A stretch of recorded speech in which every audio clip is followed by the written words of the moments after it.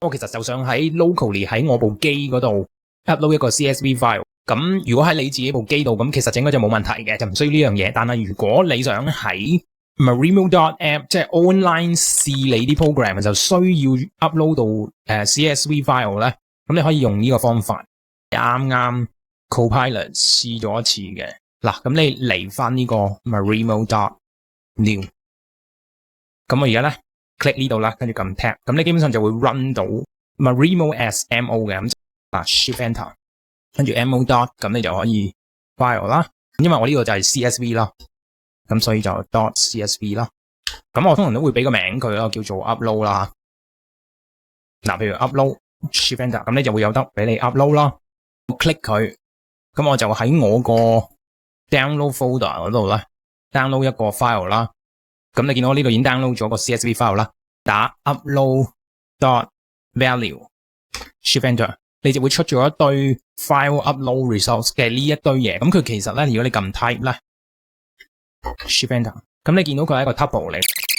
嗱，應該要咁樣 zero 跟住 dot name， 咁就會出咗個 file 名啦，或者 contents shift enter contents 就 which is CSV file 入面嘅東西啦。咁 which is 你見到係一個 byte string 嚟嘅。喺呢個情況之下咧，如果我要喺 online 都 read 到佢咧，咁我就要上翻嚟第一個 cell enter， 咁我就要 import io shift enter， 因為我要用到 io 嘅 string 嘅東西。一 run 個 cell 嘅時候，呢度我之前 upload 嘅嘢就冇咗啦 ，delete 噶啦。喺下面做咗個 function 先，咁我譬如我叫做 load CSV 啦，咁我就 if upload dot value， 如果 upload 嘅呢個東西係有嘢嘅 ，upload 咗啲嘢落去啦，所以係 true 啦。呢度我就個 file contents 就等於 upload dot value， 跟住 index 我就揀翻0 which 係第一個 item 啦 ，dot contents dot decode 就要係 UTF-8 啦 ，which is 你有啲咩中文啊、英文你都會 display 到啦。漏咗一樣嘢，唔好意思，上面呢度 import pandas as PD 先 ，upload 咗 panda 先，跟住我個 file object 咧就等於 io，which is 上面呢度 define 咗啦 ，dot string io， 跟住就 file contents 呢堆 byte 嘅東西咧變成 string。跟住然之後咧，我就 return pd.read CSV file object shift enter。好啦，跟住我而家咧就 load CSV load call 翻呢個 function。咁呢個都冇嘢啦，因為我都冇 upload 嘢上去，係咪？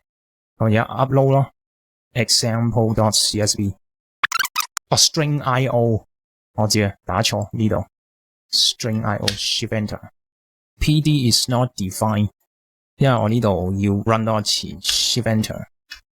全部 run 一次啦，跟住 upload 都係唔得喎。嗱，我有 Control K， 跟住 rerun all cell run 一次，睇下得唔得？